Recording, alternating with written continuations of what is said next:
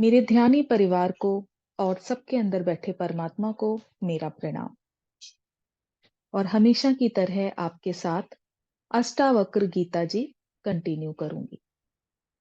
और आप सभी का बहुत बहुत धन्यवाद, बहुत बहुत आभार जो मुझे आपने ये अवसर दिया कि मैं इस सर्वश्रेष्ठ ज्ञान को आपके साथ शेयर करूं। तो जैसा कि हम जानते ही हैं कि राजा जनक जो हैं उनके अंदर तीव्र इच्छा है आत्मज्ञान प्राप्त करने की। और अष्टावक्र जी ये जान चुके हैं कि राजा जनक के अंदर वो पात्रता है कि वो इस ज्ञान को ग्रहण कर सकें। तो उसी को आपके साथ कंटिन्यू करूंगी। अब यहाँ अष्टावक्र जी यहाँ पर अष्टावक्र जी राजा जनक को आगे कहते हैं कि तू चैतन्य आत्मा है, तू साक्षी स्वरूप है। अब जैसा कि अष्टावक्र जी साक्षी पर विशेष जोर देते हैं, तो इसको थोड़ा सा डिटेल में मैं आपको समझाना चाहूंगी कि हमारे जिस तरह से तीन योग होते हैं, कर्म योग, भक्ति योग, ज्ञान योग। और कर्म योग में जो व्यक्ति कर्मशील होते हैं, यानी हमेशा कर्म में लगे रहते हैं, और ये वो व्यक्ति हैं जो खाली कभी भी नहीं बैठ सकते। और भक्ति योग जो भावनाओं के स्तर पर होता है, यानी ये मनुष्य हमेशा भक्ति में लीन रहते हैं। और ज्ञान योग यानी ज्ञान के माध्यम से आत्मज्ञान की प्राप्ति। तो इन तीनों ही योगों के द्वारा हम ध्यान स्वरूप को प्राप्त कर सकते हैं, क्योंकि यहाँ पर जो साक्षी है वो एक औषधि के समान है। कि यानी जिस तरह से औषधि को आप किसी भी दवाई को आप जब ग्रहण करते हैं, तो उसके लिए कोई ना कोई लिक्विड होना चाहिए। आप दूध से भी ले सकते हैं, पानी से भी ले सकते हैं। तो यहाँ यही इसको निर्धारित किया गया है कि ध्यान जो है वो एक मार्ग है, और जो साक्षी है वो लक्ष्य है। यानी किसी भी तरह से पहुंचे, चाहे तो कर्म योग द्वारा, ज्ञान योग या द्वारा, या भक्ति योग द्वारा, पहुंचना अंत में हमें साक्षी पर ही है। जो हमारा लक्ष्य है वो साक्षी ही है। अब जैसे कि कर्म योग, भक्ति योग, इसमें मनुष्य बाह्य स्वरूप में होता है। और जो हमारा ज्ञान योग है उसमें अंतः योग यानी ध्यान योग अपने अंतर मन में उतरता है। तो साक्षी स्वरूप पर विशेष उन्होंने जोर दिया है। उसके अलावा उन्होंने कहा है कि आत्मा का कोई भी वर्ण नहीं है। यानी ना तो वो ब्राह्मण है, ना वो क्षत्रिय है, ना वो वैश्य, और ना ही शूद्र। ये मानव समाज की संपूर्ण संरचनाएं हैं। ये आध्यात्मिक, राजनैतिक, आर्थिक और शारीरिक पहलुओं का गठन करते हैं। यानी आत्मा तो सिर्फ चैतन्य ऊर्जा मात्र है। ना तो इसका कोई वर्ण है, ना ही आश्रम, ना ही जाति, और ना ही लिंग। अब यहाँ पर प्रश्न उठता है कि आश्रम क्या है? तो आश्रम चार प्रकार के निर्धारित किए गए हैं भारतीय मनुष्यों के द्वारा। अब ये चार भाग कौन से हैं उनको मैं बताना चाहूंगी। पहला है ब्रह्मचर्य, यानी जिसकी उम्र निर्धारित की गई है 25 वर्ष। दूसरा है गृहस्थ, जो है 26 से लेकर 40 वर्ष। फिर वानप्रस्थ 41 से 75। और फिर संन्यास योग 76 से लेकर 100। तो ये जो चार प्रकारों में इसको बांटा गया है, ये प्राचीन युग से चला आ रहा है। और अभी भी बहुत से साधक इसको मानते भी हैं, फॉलो भी करते हैं। लेकिन अब क्योंकि समय बदल चुका है, सारा कल्चर बदल चुका है और नई मान्यताएं आ चुकी हैं, ये युग वो युग नहीं है। तो सारे जो वर्ग हैं वो चेंज हो चुके हैं, बढ़ चुके हैं। अब जैसे जो शिक्षा बड़े होने के बाद बच्चों को दी जाती थी, आज का युग बदल चुका है। आज वही शिक्षा उम्र से पहले बच्चों को पहुंच जाती है। यानी सब कुछ पूरी तरह से एडवांस हो चुका है। और वो बातें जो हमारे सोच से भी ऊपर हैं। यानी अब वो युग नहीं है। यहां मैं बात करना चाहती हूं सन्यास की। तो प्राचीन युग में जैसे सन्यास का एक निर्धारित समय था और लोग सन्यास के लिए वनों में, पर्वतों पर चले जाया करते थे। लेकिन अब क्योंकि लोग आध्यात्मिकता में आ गए हैं, जागरूक हो चुके हैं, तो जो हमारे पिछले जन्म थे और पिछले जन्मों में हमने जितने भी कर्म किए, ये आप सभी जानते हैं कि उन कर्मों को ही सुलझाने के लिए हम यहाँ पर दोबारा जन्म लेते हैं और बार बार चोला धारण करते हैं।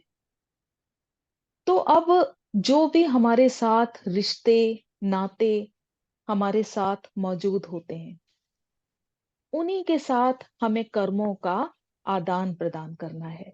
उन्हीं के साथ हमें कर्मों को सुलझाना है। अब इन्हीं कर्मों को छोड़कर अगर हम वनों की तरफ चले जाएं, पर्वतों की तरफ चले जाएं सन्यास के लिए, तो ये हमारे कर्म सुलझने की बजाय और उलझ जाते हैं। तो अब इतनी समझ आ चुकी है कि जिसके साथ जितना ज्यादा स्ट्रॉन्ग कर्मा क्रिएट होता है, वही हमारे नजदीकी रिश्ते में हमारे साथ आता है। तो इस बात को हमें समझना होगा और इससे दूर भागने की बजाय कोशिश करनी है कि इसे अपने ज्ञान द्वारा, अपने विद्या द्वारा इसको हमें सुलझाना है और दूर ना भागकर यहीं पर रहकर इन रिश्तों को, इन कर्मों को सॉल्व करना है। अब अष्टावक्र जी आगे कहते हैं, आत्मा ना तो करता है, ना भोगता और ना भोग्य विषय। ये हम सभी जानते हैं। जैसा कि अष्टावक्र जी जोर लगाते हैं कि तू सिर्फ अपने आप को दृष्टा मार्ग देख, यानी सिर्फ अपने आप को साक्षी समझ, तो वही आत्मा है, ऐसा जानकर सुखी हो। अब कुछ धर्म कहते हैं कि अभी कलयुग है, अभी मुक्ति नहीं हो सकती। कुछ धर्म कहते हैं कि अगर आज से हम प्रयास करेंगे तो 7 जन्म लगेंगे। और कुछ कहते हैं कि अंतिम तीर्थकार जो पैगंबर थे, जो पैगंबर ने अवतार लिया था, उसके बाद कोई भी अवतार नहीं हो सकता। लेकिन अष्टावक्र जी बड़ी निर्भीकता से, बहुत निडर होकर इस बात को कहते हैं कि ये सब कुछ बकवास है। यानी ये सब कुछ बिना अर्थ का है। तो सिर्फ अपने चैतन्य को स्थिर कर ले और अभी इसी समय मुक्त हो जा। यानी इसको मैं थोड़ा और अपने शब्दों में आपको क्लियर करूंगी कि जैसे कहा गया है कि ये जो युग है, इसमें आपको मुक्ति नहीं मिलेगी। यानी कलयुग में मुक्ति नहीं मिलेगी। तो कोई भी बात बिना लॉजिक के नहीं की जाती। इसको मैं आपको थोड़ा डिटेल में बताऊंगी कि जिस तरह से आज के युग में हिंसा हो रही है, लोग एक दूसरे से इतनी ईर्ष्या करते हैं, द्वेष रखते हैं और मर्डर बढ़ रहे हैं। अगर देखा जाए तो बलात्कार ही की ही न्यूज़ें हमें सुनने को मिलती हैं। इस तरह की जो अंधकार मचा हुआ है, और जो कलयुग है वो इसी का नाम है। और ना चाहते हुए भी हम इन कर्मों में लिप्त हो जाते हैं, क्योंकि कहीं ना कहीं से हमें इस तरह की खबरें सुनाई देती हैं, या फिर हम लोग ही किसी दूसरे के साथ इस तरह की खबरों को शेयर करते हैं, तो ना चाहते हुए भी इसमें लिप्त हो जाते हैं। यानी हम इसका फिर एक पार्ट बन गए, कलयुग का एक पार्ट बन गए।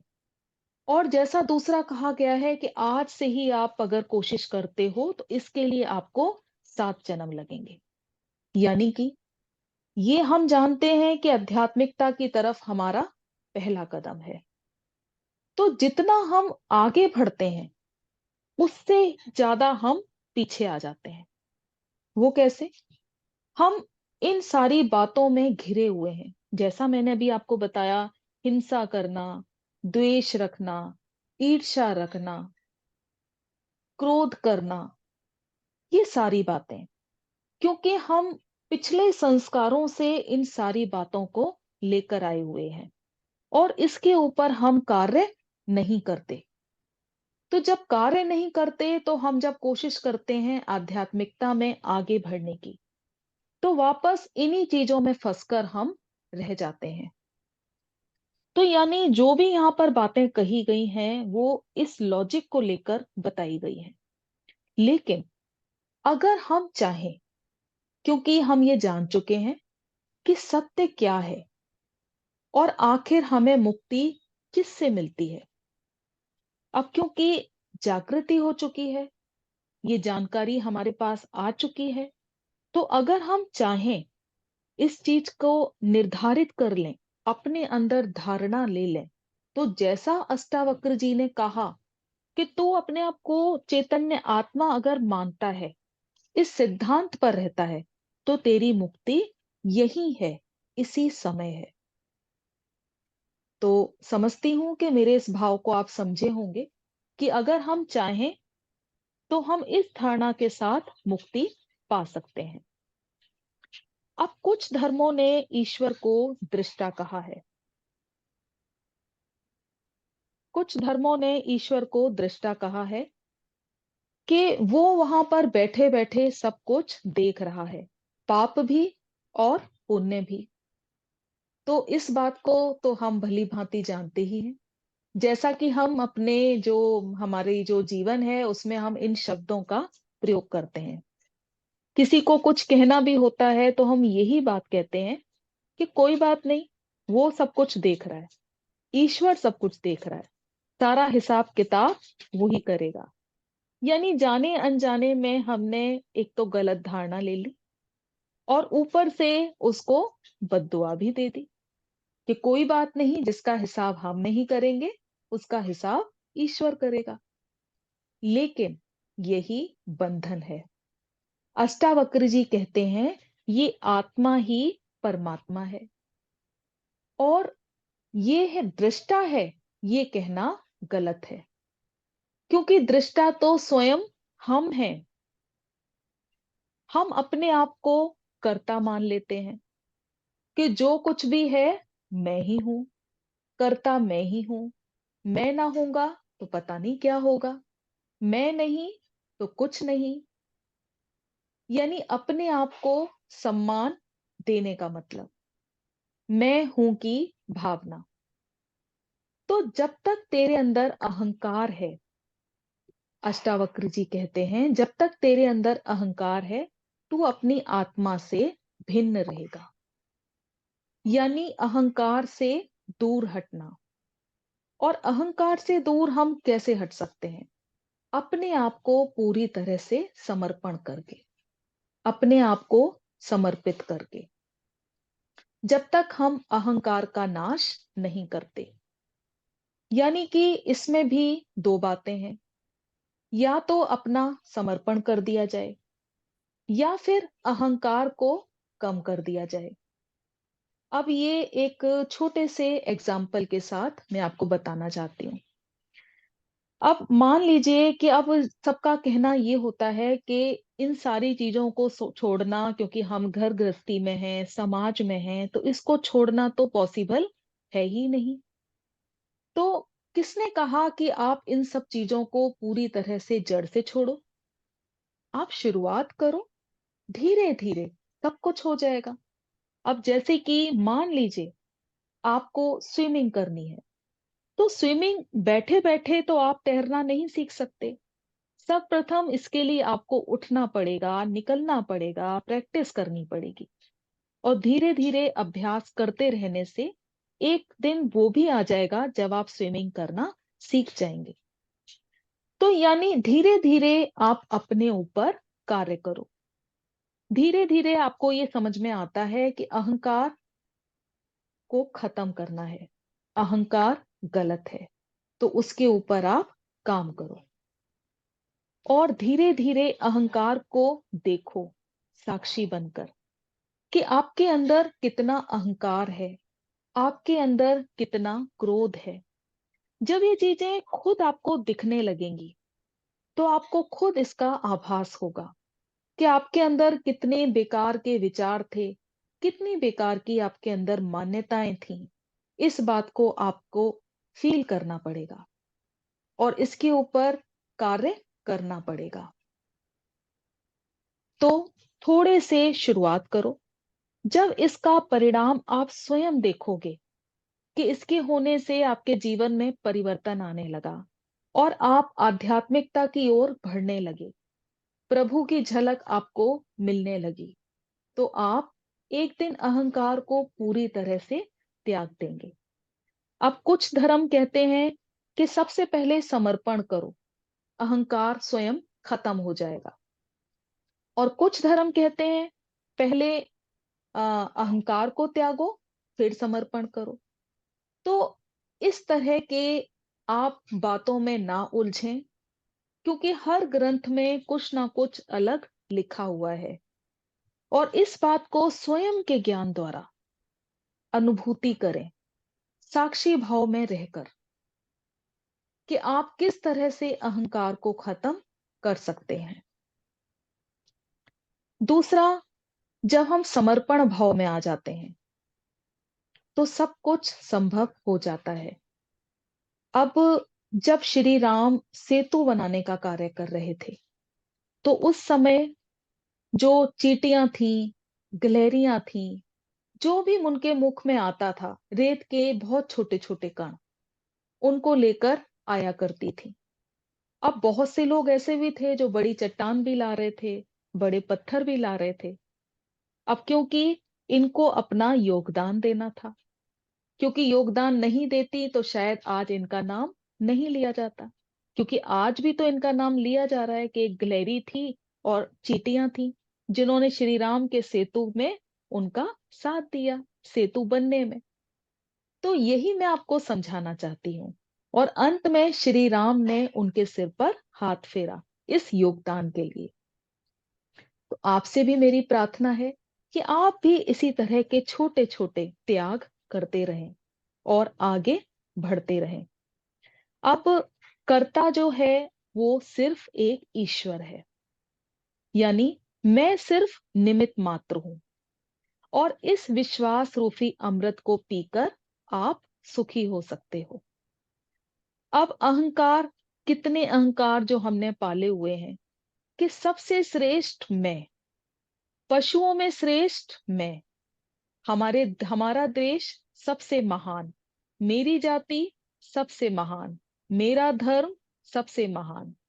यानी खुद को, स्वयं को ही हमने श्रेष्ठ बना लिया। अब क्या, एक छोटा सा एग्जाम्पल कि एक कुत्ते में कितना पेशेंस होते हैं कि वो मुंह खोकर भी सब कुछ हमें समझा देता है। या आप सभी पशु पक्षियों को देख लें, तो क्या इतने पेशेंस हमारे अंदर हैं?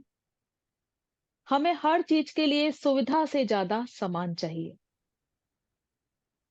तो क्या हम इनसे श्रेष्ठ हैं या ये हमसे श्रेष्ठ हैं? और हमने स्वयं को ही सबसे ज्यादा श्रेष्ठ बना दिया।